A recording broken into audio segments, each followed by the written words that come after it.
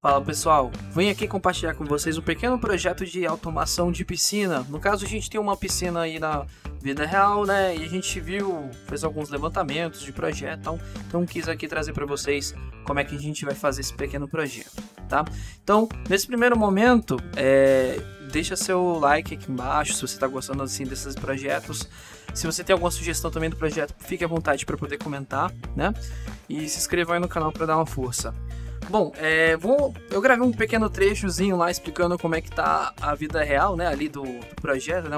Existe um tanque lá e você tem uma bomba, tem um aquecedor, então lá eu gravei um vídeo exatamente no ambiente onde a gente vai automatizar. E acompanha aí, daqui a pouco a gente volta. Fala pessoal, tô aqui com um problema, né?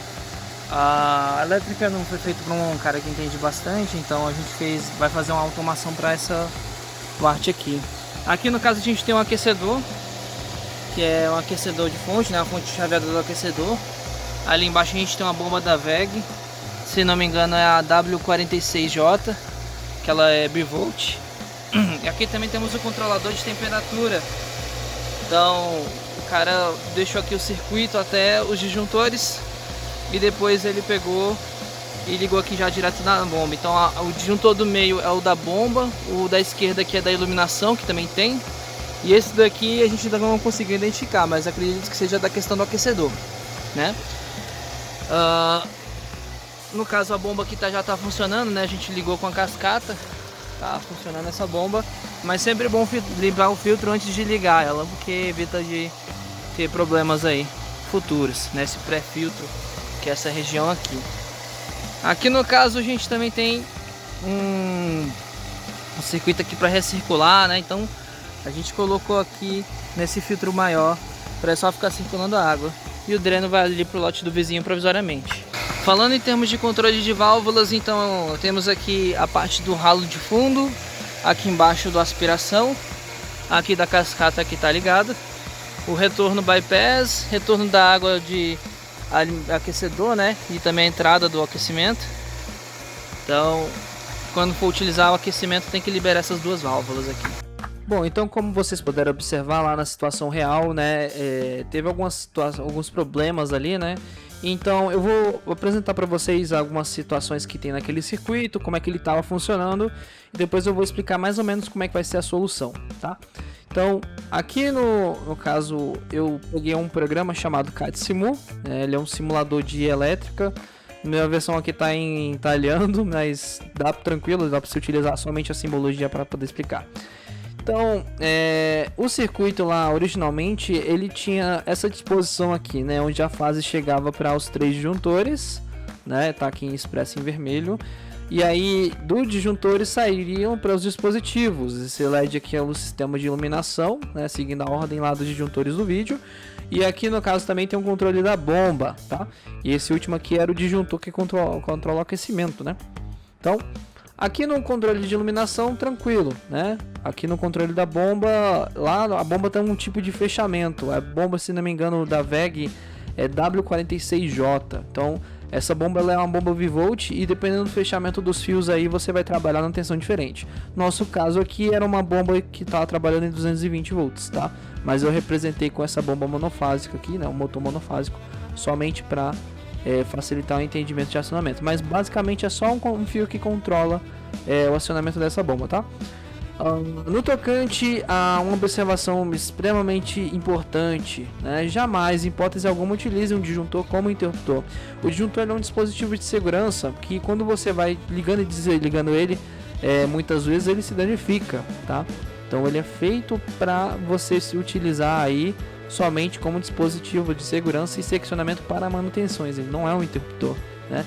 Por mais que, apesar de que tenha muita gente que insista em colocar ele como interruptor, mas na verdade ele não é feito para aquilo, então tome muito cuidado com isso.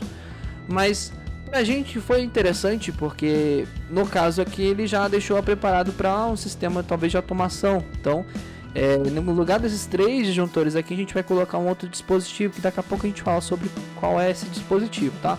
Mas resumidamente, quando ele ligava o disjuntor 1, ele ligava o sistema de iluminação da piscina. O sistema aqui, disjuntor 2, ele ligava a bomba da piscina, né? Então, E o terceiro, ele ligava o aquecimento, tá? E o controle de fluxo da água lá era feito pelas válvulas. Então, nessa parte de controle de válvulas a gente não vai mexer porque as eletroválvulas aí estão muito caras, então não foi interessante para a gente poder comprar exatamente para automatizar as válvulas. Mas caso você tenha algum porte aquisitivo melhor, pode investir que vale muito a pena, tá? Então, falando agora um pouquinho sobre essa questão aí do circuito que a gente vai utilizar, a gente vai utilizar esse dispositivo aqui chamado Sonoff. E o Sonoff é um dispositivo que você pode colocar na internet, né? E quando tu lá ele via o Google Assistente, o Alexa. E esse aqui em específico, né, ele tem também um módulo de radiofrequência, uma frequência, se não me engano, aí de 433.92 MHz. Então, se você tiver um controle aí de carro, algum controle assim que pega essa frequência, você pode utilizar ele para controlar a distância, esse Sonoff. Para a gente foi mais interessante utilizar esse controlador porque a situação que a gente se deparava lá não tem internet instalada, né? Não tem internet instalada, então a pessoa ela teria dificuldade de conectar na internet. Mas já prevendo instalações futuras, ter internet, a gente conseguir automatizar também com o Google Assistente. Então esse camarada aqui é fantástico para essa situação.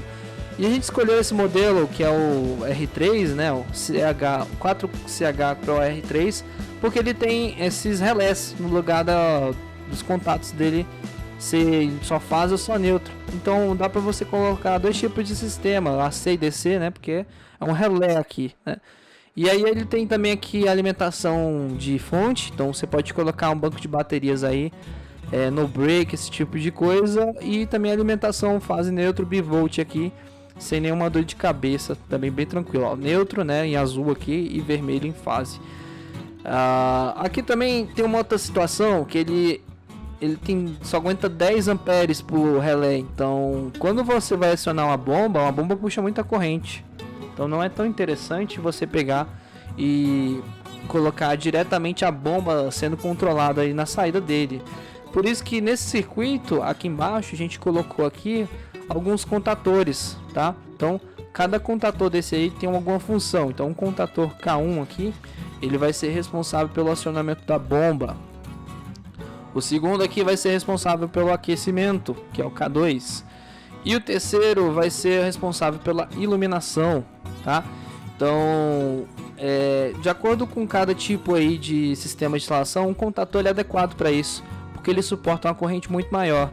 E esses contatores que a gente colocou um de 32 amperes para poder aguentar o tranco, né? O motor, quando ele dá uma partida, ele dá um pico de corrente, e nesse pico de corrente ele poderia danificar o módulo Sonoff. Por isso que a gente colocou esse contator aqui, tá? A justificativa real dessa.